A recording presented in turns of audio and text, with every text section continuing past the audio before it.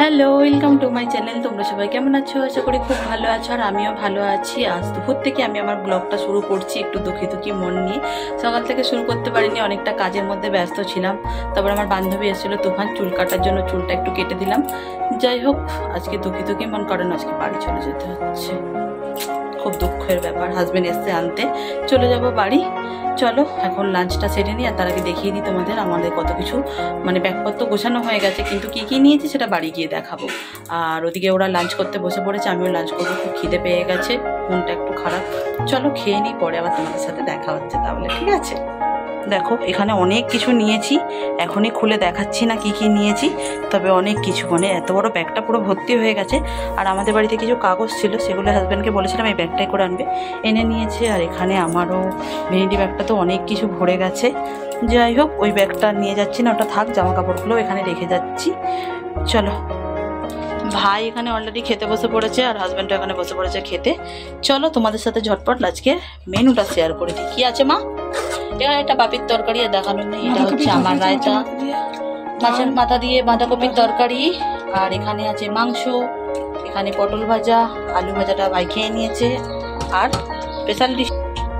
আর এই হচ্ছে আজকে আমাদের স্পেশাল মেনু, যেটা জামাই উপলক্ষে হয়েছে, আমরা এতদিন ছিলাম একটুও করেনি। বিকেলবেলা আমরা রেডি হয়ে গেছি বাড়ি যাওয়ার জন্য। এই হচ্ছে হাজব্যান্ড আনতে এসছে, আর মা দেখো গিরি সোনাকে আমার ঘাড়ে বসিয়ে দিয়েছে। একটু মনটা খারাপ করছে, পুজোর সময় বাড়ি চলে যাচ্ছি। যাই হোক, এই কুর্তিটা হচ্ছে আগের বছরের পুজোর, তাই এবারে এটা নিয়েছিলাম, এটাই পরে নিয়েছি। আর নতুন একটা হারও পরে নিয়েছি, দেখতে পাচ্ছ, সেটিং করে। আর নতুন লিপস্টিকটাও পরে নিয়েছি, সব কিছুই নতুন নতুন। বলো মা, আমরা রেডি যাওয়ার জন্য। মাকে বললাম পুজোতে চলো, মা বলছে না পুজোতে যাবো না, কালী পুজোয় যাবো। আমি ঠিক আছে, যেদিন তোমার ইচ্ছা। যাই হোক চলো, আজকের ওয়েদারটাও বড্ড বাজে, মেঘ করে আছে। ভগবানকে ডাকছি যেন বৃষ্টিটা না হয়, ব্যাস তাহলেই হবে। চলো ঝটপট বেরিয়ে পড়ি, পরে আবার তোমাদের সাথে দেখা হচ্ছে।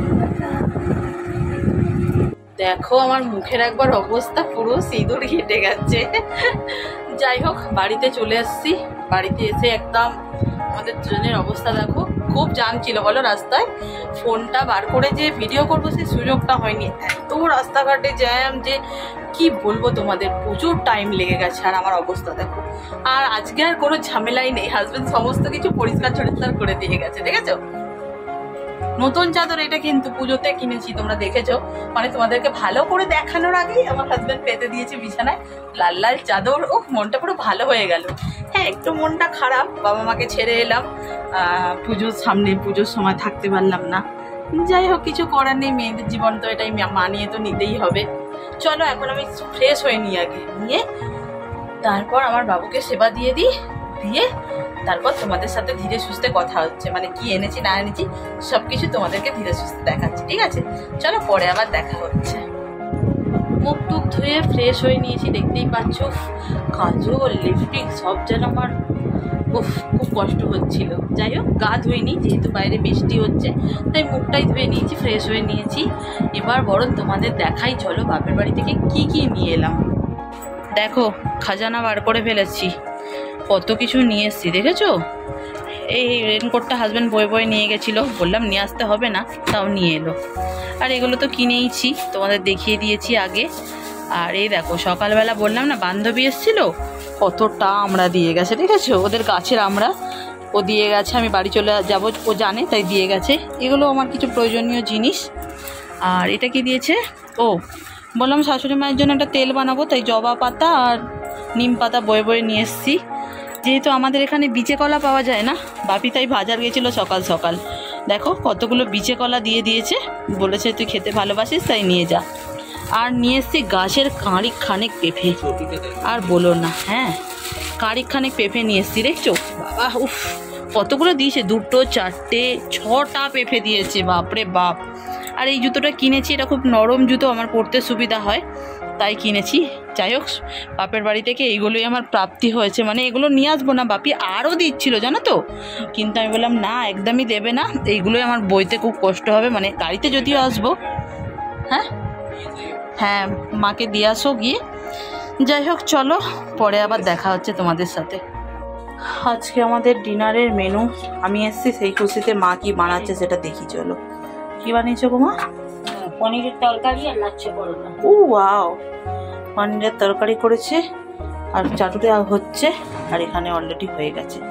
চলো, খুব খিদে পেয়ে গেছে, খেয়ে নিই, মা তো তখন বাকিগুলো বানিয়ে নিক। রাত্রেবেলা ডিনার কমপ্লিট হয়ে গেছে। মেনুতে কী ছিল সেটা তো তোমাদের বলেই দিলাম।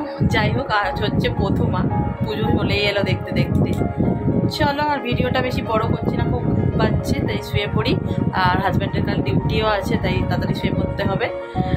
সবাই পুজোতে অনেক অনেক আনন্দ করো, আমরা তো ভিডিও করবোই, দেখতে তোমাদেরকেও দেখাবো, আর সাথে নিয়ে যাবো ঠাকুর দেখতে। তোমরা অনেক অনেক ঠাকুর দেখো, মজা করো। চলো, আর বেশি বক বক করছি না, আজকের মতন ভিডিওটা এখানে এড করে দিচ্ছি। যদি আজকের ভিডিও ভালো লাগে তাহলে অবশ্যই একটা লাইক করবে। চ্যানেলটাকে যারা এখনো পর্যন্ত সাবস্ক্রাইব করোনি, ভাবছো করবে কিনা, যাও ঝটপট কি চ্যানেলটা সাবস্ক্রাইব করে আমার পরিবারে যোগদান করো। আবার তোমাদের সাথে দেখা হবে নতুন কোনো ইন্টারেস্টিং ব্লগের সাথে। ততক্ষণ ভালো থাকো, সুস্থ থাকো, সাবধানে থাকো। আজকের মতন টাটা, গুড নাইট।